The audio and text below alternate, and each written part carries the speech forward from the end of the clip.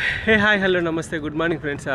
ఇవాళ అయితే Ugadi like events అయితే ఉన్నాయి, మన తెలుగు వాళ్ళు కండక్ట్ చేస్తున్నారు. సో అక్కడికైతే వచ్చినాను అండ్ కొద్దిగా మాట్లాడి అండ్ వాళ్ళతో కలిసి కొంచెం టైం స్పెండ్ చేసి అట్లనే ఉగాది కూడా సెలబ్రేట్ చేసుకొని ఇక్కడ నుండి ఇంకా మళ్ళీ రైడ్ స్టార్ట్ చేయాలి. నేను నా డ్రోన్ కోసం వెయిట్ చేస్తున్నా. 3 days to 4 days టైం పెట్టిండు. సో ఈ 3-4 daysలో మనం కంప్లీట్ చేయాలి. అండ్ మన తెలుగు వాళ్ళు ఫస్ట్ రాగానే పరిచయం మీరు. ఏం పేరు బ్రో? శ్రీకాంత్ భయ్య. శ్రీకాంత్. ఎక్కడి నుండి? హైదరాబాద్ నుంచి. హైదరాబాదే. అండ్ వాళ్ళ ఫ్యామిలీ. హాయ్. మీ పేరు? శాలిని. తన పేరు రివా.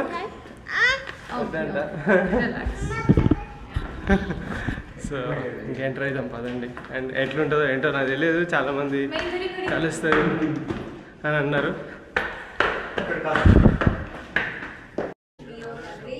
సో ఫైనలీ ఈ ఈవెంట్కి అయితే వచ్చేసాము. చాలామంది పిల్లలు ఉన్నారు, వీళ్ళు కూడా మన యూట్యూబ్ చూస్తారంట. ఓకే, చూస్తారా మీరు? సైక్లింగ్ వీడియోస్ చూస్తారా? Okay, you subscribe. ఓకే, నీ పేరు ఏం పేరు? My name's Arya. Arya. Arya. నీ పేరు? హన్సిల్. హన్సిల్. ఓ, నీ పేరు? Akia. అఖియా. Akias. అఖియాస్. మీ ఇద్దరు బ్రదర్సా? He was named after me. Oh same, but name same వచ్చింది. Yeah, thank you my little subscribers. Every day wait చేస్తారన్నమాట. వాళ్ళు కూడా ఒక యూట్యూబ్ మెయింటైన్ చేస్తారు. ఆర్యకి వైటీ అని. ఏం కొరియన్ పెడతారా? ఏం పెడతారు? తెలుగులో. Okay, nice to meet you. వాళ్ళు క్యూరియాసిటీలో ఉన్నారు. నీ డ్రోన్ పగిలిపోయిందంట, అది రిపేర్ అయిందా లేదా? ఓ, నా డ్రోన్ ఇంకొక 2 daysలో వస్తుంది నా చేతికి. ఓకే, డ్రోన్ సేఫ్ అంట. డ్రోన్ సేఫ్, క్రాష్ అయింది కానీ 2-3 daysలో వస్తుంది. అలా రిపేర్కి ఇచ్చిన గంగనంలో వస్తుంది.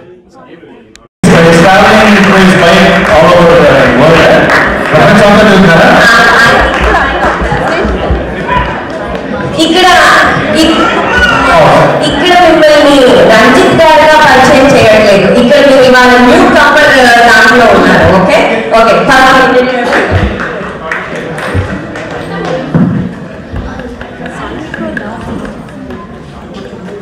అందరికీ ఉగాది శుభాకాంక్షలు. నా పేరు వచ్చేసి రంజిత్ కుమార్. నేను వరంగల్ నుండి. సో నేను ఒక రైడ్లో ఉన్నాను. ప్రపంచంలో ఉన్న ఏవైతే 7 ఖండాలు ఉన్నాయో, కాంటినెంట్స్, అందులో ఒకటి సైక్లింగ్ చేయడం వీలవదు. మిగతా 6 కాంటినెంట్స్ ఏవైతే ఉన్నాయో వాటిని సైకిల్ పైన తిరగాలి అని. సో ఈ పొల్యూషన్కి సొల్యూషన్ బైసైకిల్ అని చెప్పేసి చిన్న మోటోతో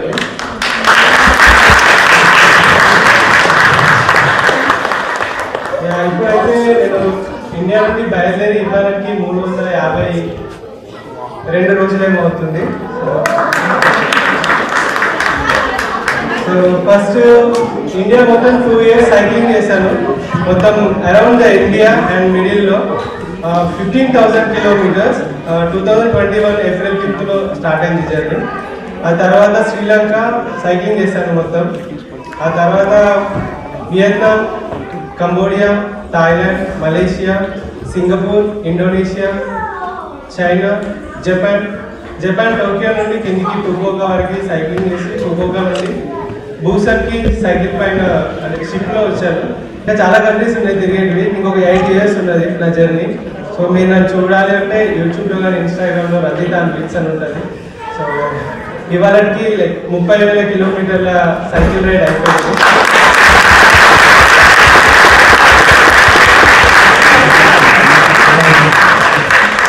నాకు చిన్న డౌట్ అండి, మీరు జపాన్ నుంచి కొన్నేటి షిప్ లో వచ్చానంటారు కదా.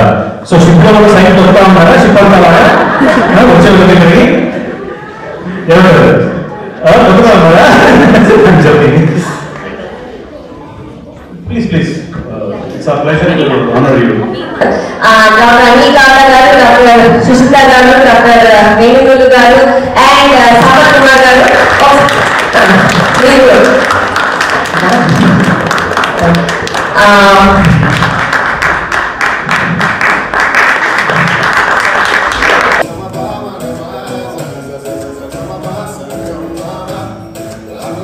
On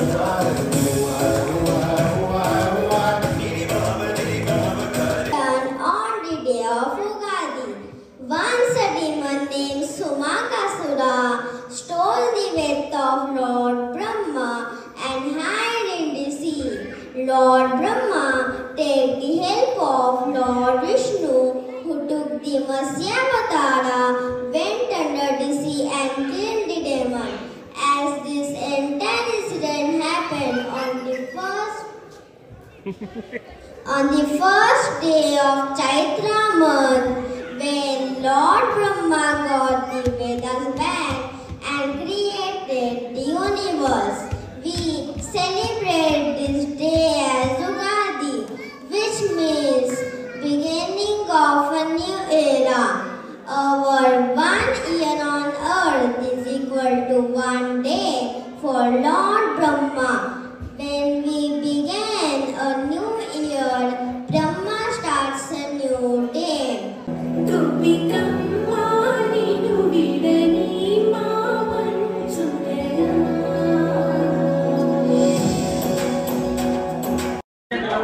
సో ఫైనల్గా మంచి తెలుగు వంటలు అయితే ఉన్నాయి. ఓకే, ఎవరి వాళ్ళకి సపరేట్గా మంచి తెలుగు భోజనం అయితే నాకైతే ఆఫర్ చేసారు. ఇంకా కడుపు నిండా తిని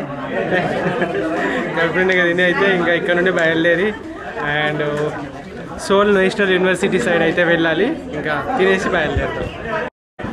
సో మన వాళ్ళు ఎక్కడున్నా మంచిగా కూర్చొని తింటున్నారు చూడండి ఇక్కడ. అండ్ ఒక ఫంక్షన్ లాగా ఉన్నది, ఇది చిన్నపాటి ఫంక్షన్ లాగా ఉన్నది, నాకైతే అట్లా అనిపిస్తుంది. అండ్ రియల్లీ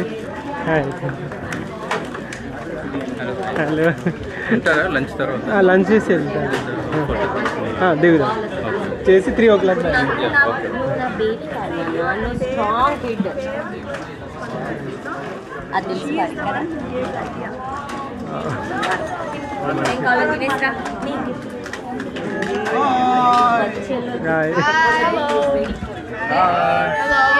మంచిగా ఒక చిన్నపాటి ఫంక్షన్ చేసుకున్నట్టున్నది.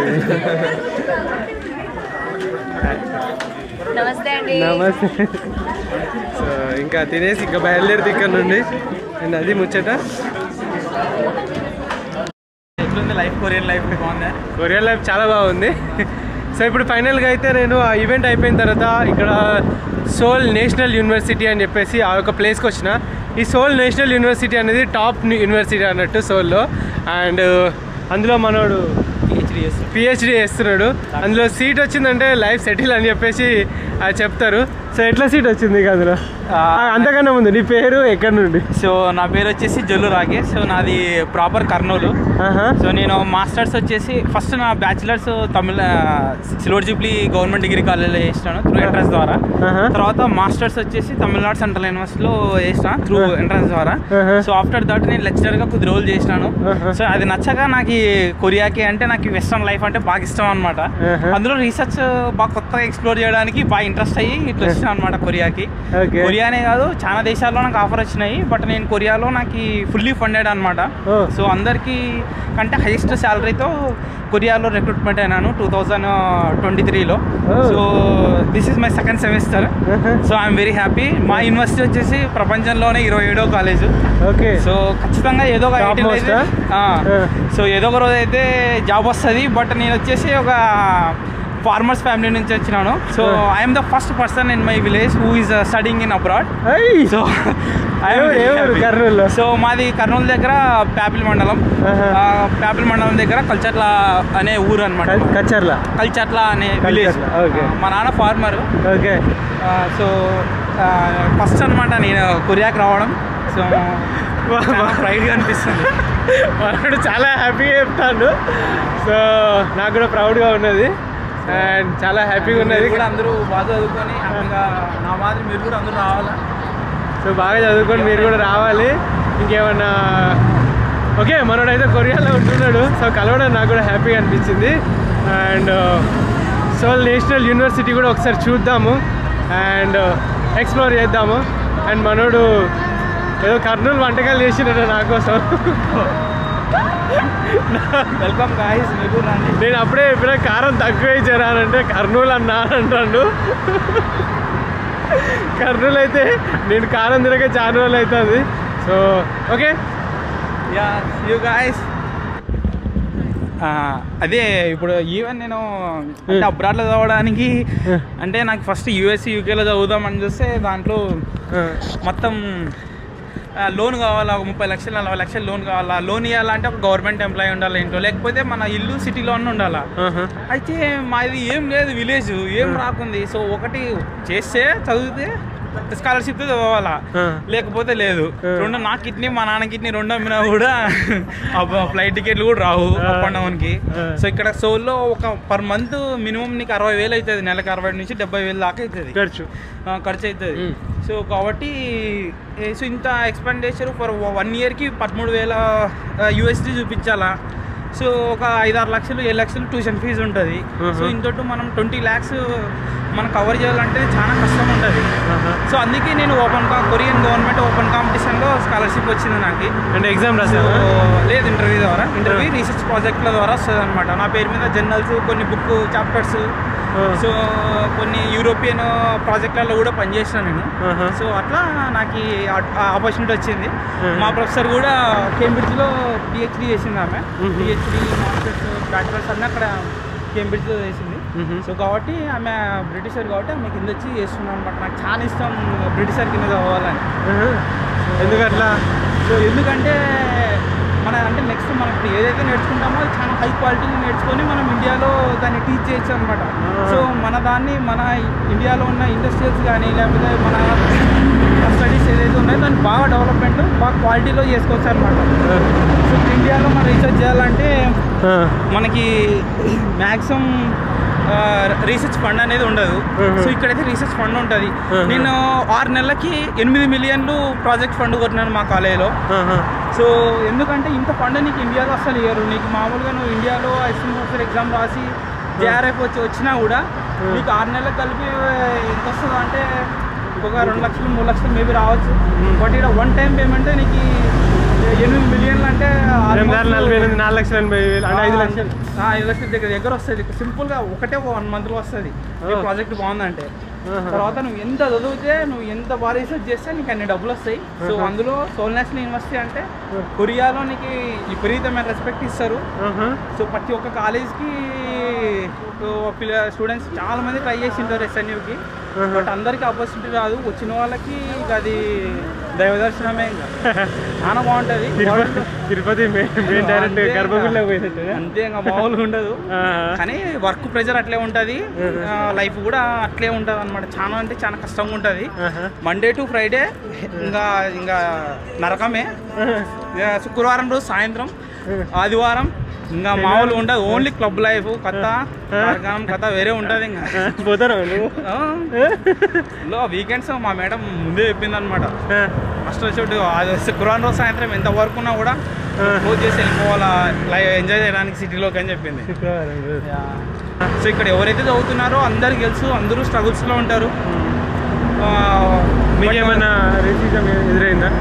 చాలా క్లబ్లలోకి రానిలేదు ఇండియన్స్ని, రానిరు వాళ్ళు. నిజం. ఎందుకంటావు? ఎందుకంటే కారణం ఉంది. వాళ్ళు ఓన్లీ యూరోపియన్స్ని UK పీపుల్స్ని ఒకటే తీసుకుంటారు. But another thing major mistake ఏంటంటే మన ఇండియన్స్ ఎంత వరస్ట్ అంటే అంత వరస్ట్గా క్లబ్లలో పోయి అల్లరి చేసి గొడవ ఆడడం ఇలాంటివి చేస్తుంటారు. ఇలాంటివి చేయడం వల్ల నెక్స్ట్ వాళ్ళకి అవకాశం రాదనమాట. సో ఇక్కడ ఇండియాలో ఏంటంటే కొరియాలో రేసిజం ఉంది అండ్ అసలు రాణిత్తలేరు మనల్ని, ఇండియన్స్ అలో లేదు, బోర్డులు పెట్టిరు అని అంటే ఎప్పుడు ఎవరికి ఆ విధంగా ఉత్తుత్తిగా బోర్డులు పెట్టాడు. మన వాళ్ళు లైక్ మనం తాగితే ఇంటి దగ్గర ఎన్నో వేస్తాను రోడ్డు మీద పోయి అమ్మాయిల పైన అఘాయిత్యాలే కానీ అవన్నీ కానీ తప్పు ముడి కింద పెట్టుకొని పక్క వాళ్ళని నిందించడం కరెక్ట్ కాదు. సో ఇది మనం చేసుకున్నదని మాత్రం నేను అంటాను. శనివారం రోజు రాత్రి క్లబ్ పోయినాం ఒకరోజు, అంటే లాస్ట్ 2 weeks అగో, అంటే నేను జేజో పోక ముందుకు. అప్పుడు ఆ రోజు రాత్రి మేము మాకు గ్యాంగ్ ఉందన్నమాట, అంతా తెలుగు హిందీ వాళ్ళంతా కలిసి పోయినాము. పోతే వాడిని ఏమన్నాడంటే ఇండియన్స్కి నాట్ అలో, ఎందుకని మేము అడిగినాం వానికి అంటే మాకు కొరియన్ వస్తుంది కొంచెం. సో అయితే లాస్ట్ నైట్ శుక్రవారం రోజు రాత్రి ఒకరిని కూడా గుద్దుకున్నారంట మన ఇండియన్స్, పట్టుకున్నారు అమ్మాయి కోసం. అమ్మాయి అది వాడు అట్లా చెప్పిండు అనమాట. అంటే చెప్తే అప్పటి నుంచి అట్లా నీకు అదే క్లబ్ కాదు, నీకు ఇతైవాన్ కానీ అంటే పాపులర్ ప్లేసెస్ ఏమున్నాయంటే హోంగ్డే, ఇతైవాన్. సో ఇతైవాన్ అనేది అది ఇంటర్నేషనల్ అనమాట. సో హోంగ్డే అనేది కొరియన్ క్లబ్. అది ఎట్లుంటుంది అంటే హోంగ్డేలో ఓన్లీ స్టూడెంట్సే ఉంటారు, కొరియన్స్ హై ఉంటారు అనమాట.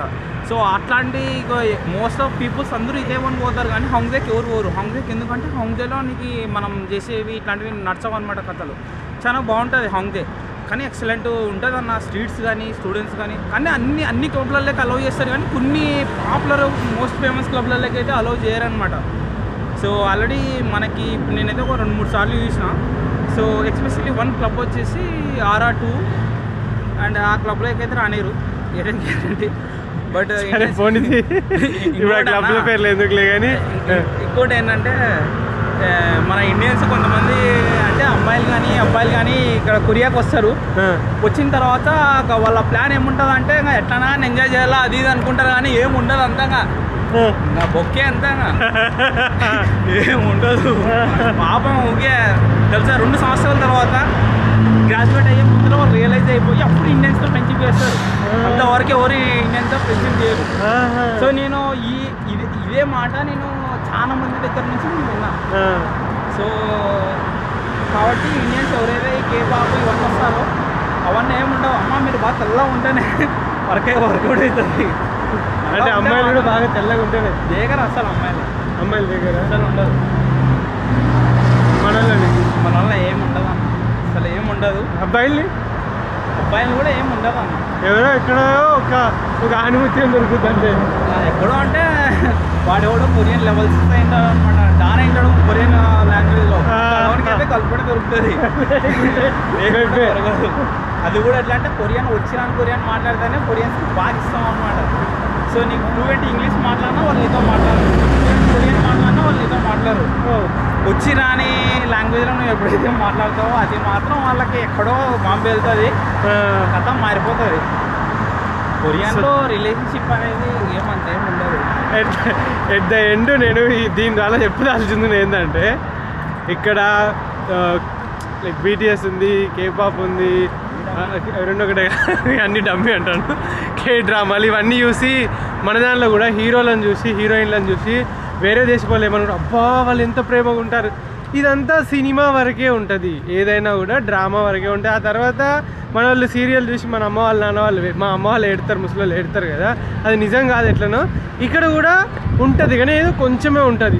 ఓకే అర్థమవుతుందా? కూడా ఈ సిటీలో అయితే ఎందుకంటే సిటీలో ఎక్కువ ఫారినర్స్ ఉంటారు కాబట్టి నీకేమంత ఉండదు. మామూలుగా సిటీ అవుట్కట్స్ ఇట్లా షోల్ నుంచి ఇట్లా డౌన్కి మనం భూసాన్ సైడ్ వేసినప్పుడు కొన్ని పల్లెటూర్లు ఉంటాయి. అక్కడ ఏంటంటే ఎక్కువ ఫారినర్స్ ఉండరు అనమాట. ఇండియన్స్ అంటే కొంచెం బాగా రెస్పెక్ట్గా అది చూస్తారు. ఇంకోటి ఏంటంటే అన్న వాళ్ళు ఏం మనల్ని డిస్టర్బ్ చేయరు. మనం ఎంత మంచిగా ఉంటే వాళ్ళు కూడా అంతే మంచిగా ఉంటారు. బట్ మన వాళ్ళు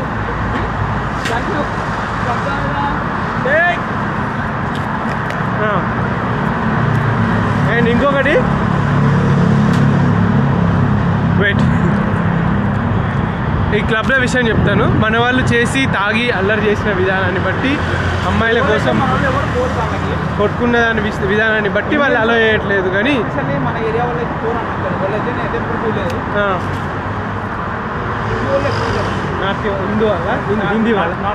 నార్త్ ఇండియన్స్. సో వీటి వల్ల అవుతుంది ఫ్రెండ్స్. అసలు డోంట్ మిస్అండర్స్టాండ్ కొరియా. అయ్యా నువ్వు మాట్లాడుకుంటూ ఏడు దాకా తీసుకొచ్చిన నాకే తెలియదు అంటాడు. చాలా రూమ్ అంటే. సో ఇప్పుడైతే మనం ఎక్కడున్నామనంటే ఒక మార్కెట్లో ఉన్నాము. ఏం మార్కెట్ అంటే అది లైక్ ఇక్కడ లోకల్ కొరియన్ మార్కెట్. అప్పటికి ఆల్మోస్ట్ చికెట్ అయిపోయింది వ్యవసాయం మీద. సో ఇక్కడ ఫ్రూట్స్ ఇవన్నీ కూడా అండి.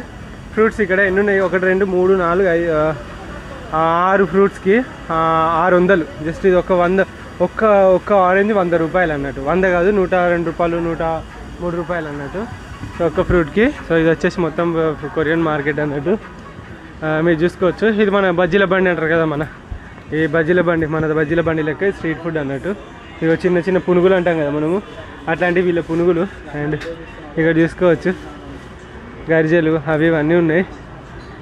ఇక చికెన్, డీప్ ఫ్రై చికెన్. ఎప్పుడైనా గుర్తుపెట్టుకోండి, ఈ ఫ్రైడ్ చికెన్ ఎప్పుడు కూడా తినకండి, ఎందుకంటే చాలా మంచిది కాదు. ఆయిల్ చాలా వేడవుతుంది కదా ఆయిల్. సో బాగా వేడైన తర్వాత చేసేటివి అన్నట్టు. సో సో కాబట్టి ఎప్పుడు కూడా డీప్ ఫ్రైతో చేసినవి ఎప్పుడు కూడా తినకండి, ఎందుకంటే చాలా డేంజరు.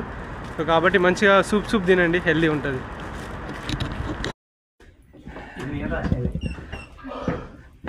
ఫైనల్గా అయితే యూనివర్సిటీ లోపలికి ఎంటర్ అయిపోయినాము. యాక్చువల్గా వేరే వాళ్ళకైతే అలో ఉండదు ఇక్కడ, బట్